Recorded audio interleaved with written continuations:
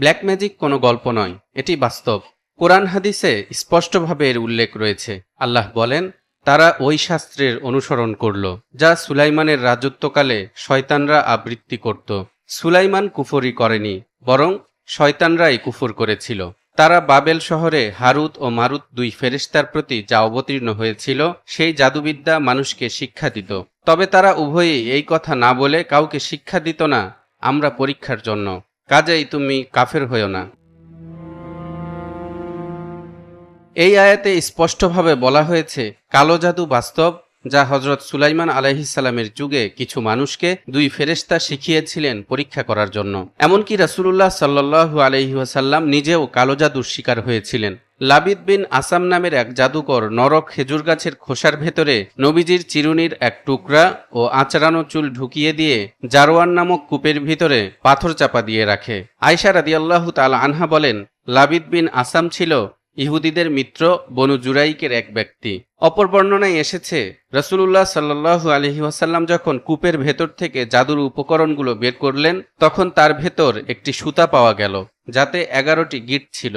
জিবরাইল আলাইহিস সালাম সূরা নাস ও ফালাকের এক একটি আয়াত পড়ছিলেন, আর এক একটি গিঁট খুলে যাচ্ছিল। সবগুলো গিঁট খুলে যাওয়ার পর রাসূলুল্লাহ সাল্লাল্লাহু আলাইহি ওয়াসাল্লাম সুস্থ বোধ করতে শুরু করেন। হাদিস গবেষকরা বলেন, নবী করিম সাল্লাল্লাহু আলাইহি ওয়াসাল্লামকে যে জাদু করা হয়েছিল তার প্রভাব ছিল শারীরিক। আল্লাহ তার অন্তরকে জাদুর প্রভাব মুক্ত রেখেছিলেন। জাদুগ্রস্ত থাকাকালীন শারীরিক দুর্বলতার কারণে কখনো কখনো তার খেয়াল ছুটে যেত।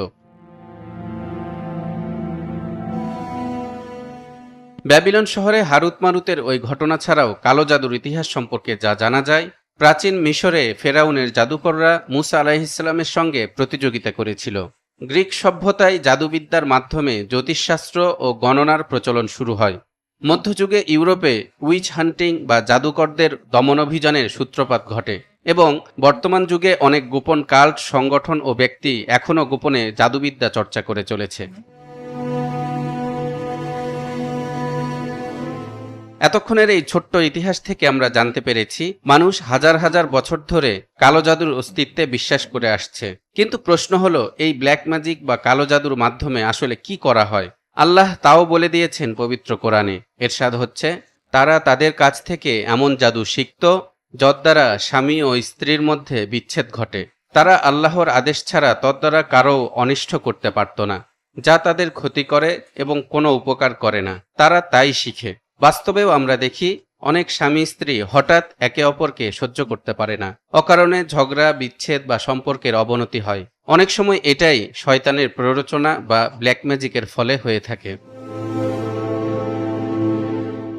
কালো জাদুর মাধ্যমে পারিবারিক ভাঙ্গন ও ধ্বংস ছাড়াও বাস্তব জীবনে এর বেশ কিছু কুফল রয়েছে, যেমন ব্ল্যাক ম্যাজিকের কারণে মৃত্যু ও পাগল হয়ে যাওয়া। অনেক সময় দেখা যায় কেউ হঠাৎ অসুস্থ হয়ে পড়েছে, ডাক্তাররা চিকিৎসা করেও কিছু করতে পারছে না। কিছুদিন পর সে মানসিক ভারসাম্য হারিয়ে ফেলে এবং একদিন রহস্যজনকভাবে মারা যায়। হঠাৎ অদ্ভুত রোগ, ডাক্তাররা যার কোনো ব্যাখ্যা দিতে পারে না। অনেকে বলেন শরীর ধীরে ধীরে দুর্বল হয়ে যাচ্ছে, অথচ ডাক্তাররা কিছুই খুঁজে পাচ্ছেন না।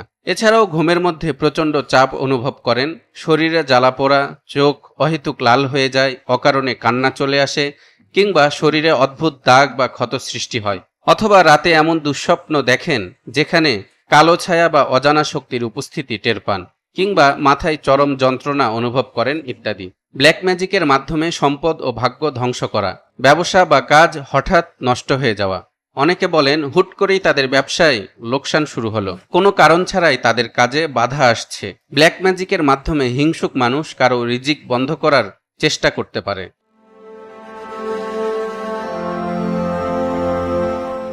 অনেকে বলেন কালো জাদুর শিকার হলে শরীরে দুর্বলতা, অবসাদ, ভয় বা প্রচণ্ড মাথা ব্যথা হয়। কিন্তু এর সবকিছু কি আসলেই জাদুর কারণে, নাকি মানসিক ও শারীরিক অসুস্থতার ভুল ব্যাখ্যা?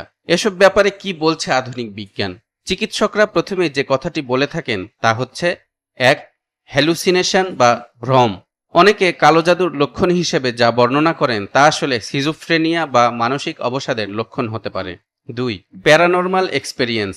মানুষের ব্রেন যখন অতিমাত্রায় স্ট্রেসড হয় তখন মস্তিষ্ক বিভ্রান্তিকর ইমেজ তৈরি করতে পারে। 3. স্লিপ প্যারালাইসিস বা ঘুমের মধ্যে জড়তা। অনেকেই বলে তারা রাতে চাপ অনুভব করেন বা কোনো ছায়া দেখেন, কিন্তু বিজ্ঞান বলে এটি স্রেফ স্নায়বিক একটি সমস্যা। 4. ম্যাস হিস্টিরিয়া বা গণ উন্মাদনা। একটি গ্রুপ যদি বিশ্বাস করে কোনো স্থান বা ব্যক্তি অভিশপ্ত, তাহলে মস্তিষ্কে ভয় কাজ করে এবং তারা সত্যিই অস্বাভাবিক কিছু অনুভব করে। তাহলে দর্শক, আপনাদের কি মনে হচ্ছে, ব্ল্যাক ম্যাজিক কি কেবলই কুসংস্কার? উত্তরটা আমি দিয়ে দিই। ইসলামিক দৃষ্টিকোণ থেকে কালো জাদু সত্য, তবে সব সমস্যার পেছনে এটিই কারণ নয়। তাই আপনার যে কোনো ধরনের শারীরিক ও মানসিক রোগ হলে আগে ডাক্তার দেখান। যদি সমাধান না হয়, এরপর কোরআন ও সুন্নাহ অনুযায়ী রুহানি চিকিৎসা নিন। এছাড়া আপনি নিজেও কালো জাদু থেকে বাঁচার জন্য ইসলামের কিছু নির্দেশনা মেনে চলতে পারেন। যেমন নিয়মিত সকালে ও বিকেলে সূরা ফালাক ও সূরা নাস পড়বেন, ঘুমানোর আগে আয়াতুল কুরসি পাঠ করবেন এবং তাহাজ্জুদের নামাজ পড়ে আল্লাহর কাছে সমস্ত আপদ বিপদ ও বালা মুসিবত থেকে পানাহ চাইবেন। যারা কালো জাদু করে তাদের জন্য ভয়ঙ্কর শাস্তির কথা উল্লেখ রয়েছে পবিত্র কোরআনে। এরশাদ হচ্ছে, তারা ভালোভাবেই জানে যদি কেউ জাদু অবলম্বন করে তার জন্য পরকালে কোনো অংশ নেই। যার বিনিময়ে তারা নিজেদেরকে বিক্রি করেছে তা খুবই মন্দ কাজ, যদি তারা জানত। এছাড়াও রাসূলুল্লাহ সাল্লাল্লাহু আলাইহি ওয়াসাল্লাম বলেছেন, যে ব্যক্তি জাদু করে বা করায় সে মুশরিক হয়ে যায়। জাদুটোনা কবিরা গুনাহ। শয়তানের মূল উদ্দেশ্য হলো মানুষকে সত্য ও ন্যায়ের পথ থেকে দূরে সরিয়ে নেয়া। শয়তান এ উদ্দেশ্য বাস্তবায়নে জাদুকে হাতিয়ার হিসেবে গ্রহণ করেছে। সে কারণেই কুরআন সুন্নায় জাদুকে কুফরি ও ধ্বংসকারী কাজ হিসেবে বর্ণনা করা হয়েছে। একই সাথে ব্ল্যাক ম্যাজিক যদিও ভয়ঙ্কর, কিন্তু আল্লাহর শক্তির সামনে কিছুই নয়, কারণ আল্লাহ ছাড়া কেউ কারো ক্ষতি করতে পারে না। কাজেই যদি কখনো মনে হয় আপনি কালো জাদুর শিকার, তাহলে অতিরিক্ত ভয় না পেয়ে বাস্তব কারণ খুঁজে দেখুন এবং আল্লাহর উপর ভরসা রেখে ইসলামের নির্দেশনা অনুসরণ করুন।